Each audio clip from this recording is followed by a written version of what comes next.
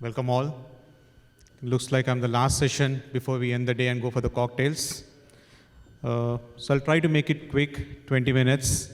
So the topic is how do we measure ROI for AI applications? So in fact, I met a guy a few months back. So I was asking, hey, I'm Naveen, Mr. X. What do you do? I work in AI. Interesting. What do you do in AI? Oh, I do staffing for AI. Okay, so that's such a hype cycle in AI today. Every company is .ai. There's a lot of AI applications. Everyone claims to do AI, but my topic is not more towards an ROI of those sort of organizations, but the real work, what's happening. I was amazed to kind of see the kind of applications. I think most of you are doing it. What I see in the exhibitions down there. So I'm going to take more a practitioner view in terms of how AI applications are built and how an ROI could be measured.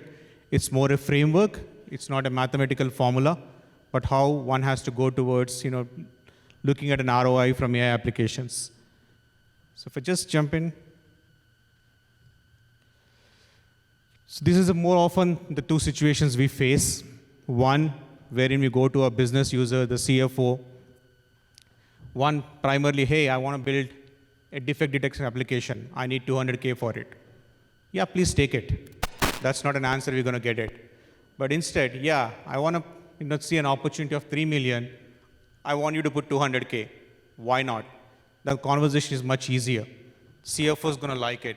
And these are the situations where all of us want to be in and kind of focus our energy towards. Not easy because it's in a hype cycle today. It's not that all applications could be measured, but if you follow a methodology, maybe we'll get there, and eventually things might be much easier. Just a lay of land for you, right, in terms of how the investments are happening across industries and what is the percentage of revenue they're investing, and how people are able to realize an ROI across each industries, because industries are at a varied level of maturity. If you look at primarily only, and this is one of the survey done by McKinsey, that's what they published, 22% of organizations quantify value from AI. Rest all is subjective because it's going to improve my NPS, it will improve my customer satisfaction, it's going to reduce my defects. So this is more subjective in nature, as opposed to, hey, I'm going to get an X value out of it. My NPS is going to improve by 2%, which is going to eventually add me $10 million in revenue, right? So those are the things which is more quantified. And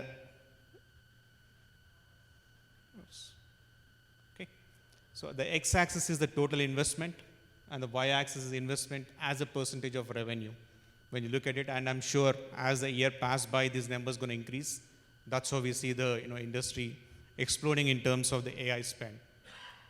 Now, as you look at it, automotive is spending huge amount of money, and the size of the bubble talks about an ROI percentage coming across in the industry. So if you look at each of these landscape, where it is, an average around each one, you get an ROI of around 1.8% from the investments what going into the into the AI applications. That's what we see in the landscape today from an industry standpoint. Just to introduce myself, Naveen, one of the co-founder for Gramener. At Gramener, we build custom data and AI solutions. Primarily, we are a consulting and solution building organization. But the way we build is we developed a low-code application development framework, which we bring as an accelerator to our customers and develop solutions faster. And our vision is insights as data stories. We believe that there's no point in doing mathematical models, statistical analysis, presenting in a certain way where you can't augment your decision-making process. Convert into stories that could be explainable AI, narratives, visuals, comics, videos, doesn't matter. It's a combination of things, how you can combine insights and story and build it as a custom solution. That's what we focus. Work across more than 120 odd clients across varied industries. But just to give you a perspective of where we play a lot and where we are seeing the application of AI happening. In the technology areas, we focus heavy on computer vision, NLPs, digital twins, and geospatial analytics. And the few of the chosen verticals where we have done significant amount of applications so far, and few of those use cases is more on logistics, manufacturing, warehousing, supply chain, procurement, and in the pharma life sciences, heavy on the drug discovery, clinical trial, regulatory. That's a space where we've applied most of these work. Outside of this, there are a few other common areas like commercial, HR, some of the areas where we applied. So what I'm going to focus now largely is, having done this over last decade or so, having built a number of applications, the common question getting asked to us is, hey, we are spending millions of dollars with you. Show us ROI. That has been the constant question.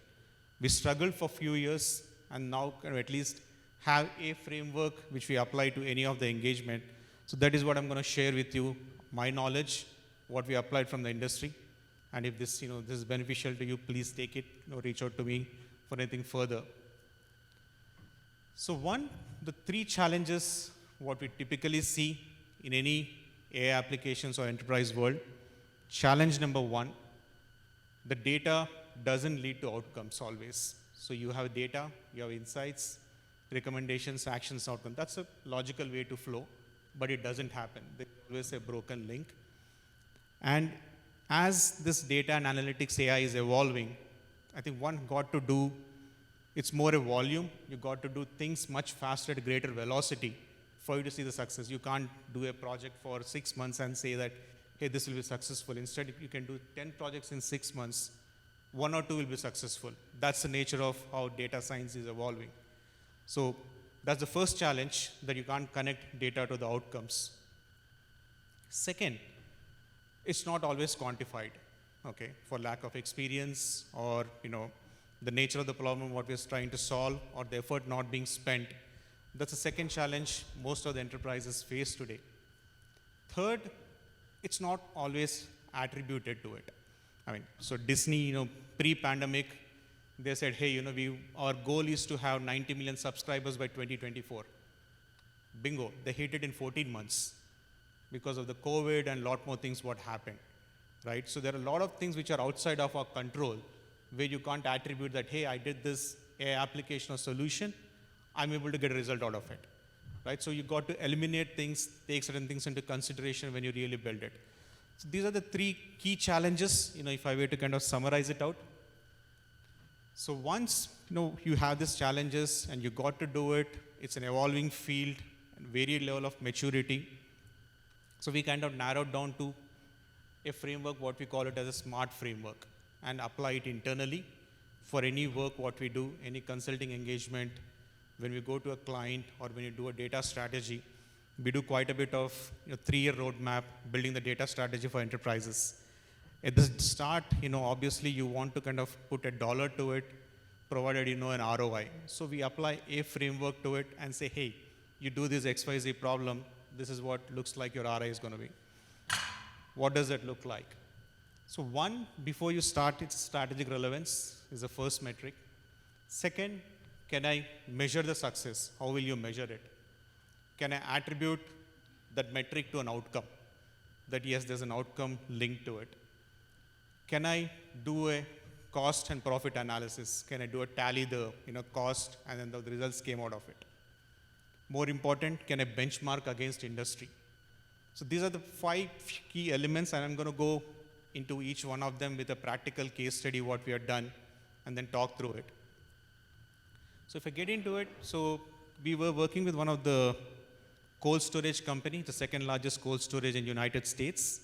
So the key problem, they said, hey, we want to reduce the turnaround time of trucks, because as the trucks take a lot of time moving around, waiting at our warehouses, we got huge detention charges, and then we have a bad, NPS from our customers because they got to wait longer at our warehouse. So they said, how can you guys help us out? Okay. We picked up, worked along with them for a year. We kind of did this project, deployed across 39 warehouses, and the impact is huge. I'm just giving you a quarterly savings per warehouse kind of a scenario. And while this is a real case study, some of the numbers are fictional because due to client confidentiality, I can't give you the exact numbers what has happened, but you would be able to relate more closer to it. So that's an application being built Now, if I were to apply the same framework to this, now this before, and this is something where we applied these steps and looked at it. What is the strategic relevance of this application? Why do I need to have an appointment scheduler to start off? Key questions, what pain points? And I'm listing you few elements. It's more a framework. It changes by the nature of the problem, what you're trying to do. Here, the problem is clearly articulated. High idle time for trucks. Okay, and I'm paying huge detention charges. How do I avoid it? That's a clear problem, articulated problem. How will this use case benefit the organization? So at the start of it, we put a number to it. If I reduce by X percentage, Y is what the benefit you're going to get it, right? Who will be the stakeholder? Who is going to get benefited?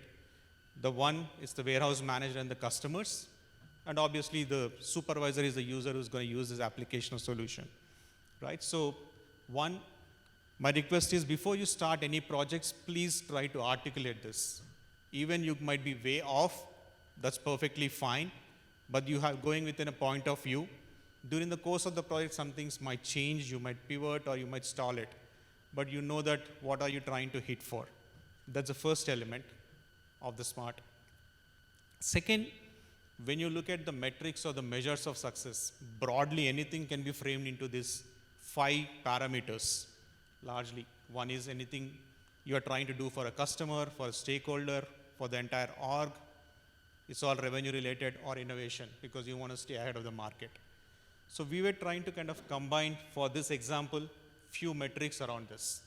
So these are the measures I want to look at it from the gamut of things. Okay, I picked up 5 metrics for it, 5 measures. Second, how do I attribute those metrics to data? The biggest mistake we do is we tend to kind of come back to the ROI post completion of the project. It's not going to happen. You want to collect the data from day one. Okay, have a measure in place, have a methodology in place so that the data is collected. So in this case, we are trying to kind of look at how, what category, what metrics, and what data should I collect it. From a finance standpoint, the cost optimization. If we were to look at it, we were collecting the per appointment, how much am I saving, essentially. So in this case, it's all notional numbers. So I had saving of around very quantified, objective way of $2 to $3 per appointment. And I have a NPS, what am I improving with my customers? A score of X. Okay. Likewise, what is an operational efficiency? I have it. My turn time has reduced by 18%. Great. And I have an effort saving of X per Y warehouse. Right? So now I can multiply it across. What would that be? So this is where I'm attributing my measures to an outcome. A connection has happened. Strategic relevance, you have measured, and there's an outcome tag to it. Okay, now you are trying to establish always a linkage of outcome with AI. What would have happened if I had not done this? What would happen if I had done this? Typically, you do this using a typical A/B testing or random control testing. There are various ways where you want to apply to it. So we kind of broken down into a control group and experimental group. So essentially, this is one where the AI model is running and said, hey, once if I run in this, what would have happened? So my detention cost would be $15, whereas somewhere without the AI application, my detention cost is 19. Yes, it's proven. I mean, you've got to repeat this multiple times in various scenarios. When you do this, that is where you're linking an outcome with an AI application and proving a point that this is what eventually a savings, what's going to happen to me. So this is where once you do it, then tally it out, just like how a finance person would do it. You reckon the break even. Now look at various elements of what goes into it, right? It's the people cost, which is not only the training. There's a huge change management in AI. That's what we see whenever these applications are deployed. First thing is it doesn't work. Second thing is it works, but I don't believe it. Third, how do I use it? So there's a good amount of change management what goes into do that has to be factored into the cost. Technology, right from build, operations, model tweaking. There's a lifetime cost towards having a model or AI application being deployed. Process and opportunity cost, likewise, what is the gain you are having it. So if you know that how you're able to map it, then you have a clear way of establishing what is an ROI you would have for each of them, right? Last but not the least is am I doing good with the industry, or where do I stand? It's not that I am able to see a ROI of 0.5%. If my industry is doing it 2%, why am I doing it 0.5? So there's an opportunity for us to improve further. Understanding the benchmark from an industry standpoint. This is again one of the McKinsey survey, which says the average payback of any data or AI investment is approximately 17 months. And again, it varies by the maturity of the industry. Automotive being much ahead in the game, they get to see this, pretty much in 1.26 years, as opposed to healthcare, it's 1.61. So that's typically how, and also it varies by the organization maturity. Someone who is a leader, maturity is very different than a beginner, someone who's getting into it. So benchmark against this, anything what you're trying to do. So what did I do? I picked one example, applied a framework, and then kind of gone through it. The same way, I just want to give you 2-3 other examples to just tell you the varied kind of problems where we applied and where we also failed, where we could not really figure out a way of ROI to it. So we were trying to work with one of the regulatory in the pharma industry to scan almost like 6 to 10 million documents and redact it out, take out the privacy information, a machine learning way of how can I help pharma companies to file from a regulation perspective. So knock off all the PIP information. It's a machine learning way with a human in the loop kind of a scenario. And we're able to see a good amount of at least a 97% faster turnaround that has happened from a timing standpoint. For clinical trial operations, that is very important. But more important, can I peg down on the savings? Some of the savings, what we are kind of seeing happening with them. Likewise, we are working with, on the sustainability standpoint, with the Calgary, one of the Canadian municipality, to how to reduce urban heat islands. So Canadian cities, the temperature is increasing almost like 2 degrees every decade. That's huge, the global warming, what's happening. So we are trying to take the entire satellite imagery and put a solution to it, is how can I make sure that there are interventions happening at each places, the city planning can do. If this particular 1 by 1 square block is emanating good amount of heat, can I do some interventions? So this is a solution given to them. And here we try to apply the same framework, but I could not come up with a quantified value. What would that be? Eventually, it would have been better for us to say that temperature would reduce by X, but the quanta of data being available to us and the information being shared, we could not. The only thing it happened is the town planning intervention, their time reduced by 32%. So that's one of the solutions. So you would definitely have a scenario of that, but constantly, how we can improve it. Likewise, this is for one of the HVAC services. With the interest of time, I'm going to skip this out. But more important is, I think for you, as I covered, there's a framework from a practitioner standpoint, as in like, how do you practice it? How do you kind of pick the right projects? Don't pick what is something which is more urgent for you. But if you typically put a UI metrics, what is important, because this is more strategic for me, this gives me a great advantage. This is one framework where we are seeing helpful to you. But more important for you is more a mindset shift as opposed to picking a template. I think that is what needs to happen as org maturity improves, as your data culture improves. I think, for you to kind of get into this framework from start would be useful. That's what I would kind of submit. And we do quite a bit of data strategy exercise. If you're interested to look at a data maturity assessment of your organization, so you could go to data maturity, you can put your survey there. We'll be able to share you free report and also an ROI template for you. If you're interested, please do that. With this, thank you. I have 2 minutes more. For any questions, I can take it up.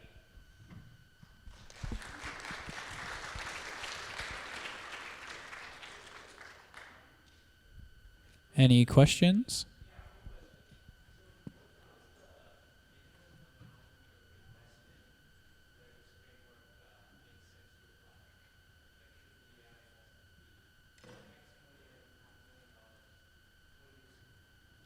So if I repeat your question, you're saying what is the minimum investment to build an AI application?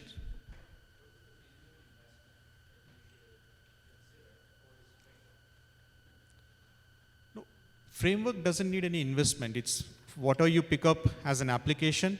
It could be a 100K, it could be a 1.5 million kind of an application you're building in. It's a process. It has nothing to do with the tool set. It's a process what you're applying towards how do I, it's a typical like how you build an SDLC cycle.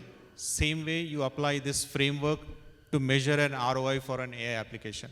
I don't think there's any additional cost going in apart from process overhead. Yeah.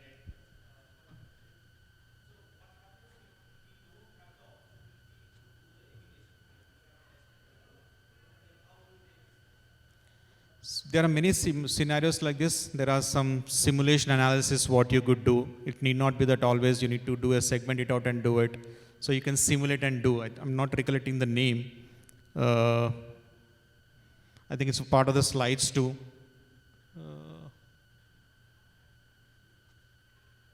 I go back. Yeah. So do why scenarios. So there's something called a do why.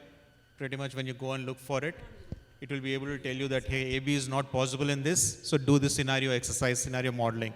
Then it will tell you and eliminate, hey, this is because of AI, this is not because of AI.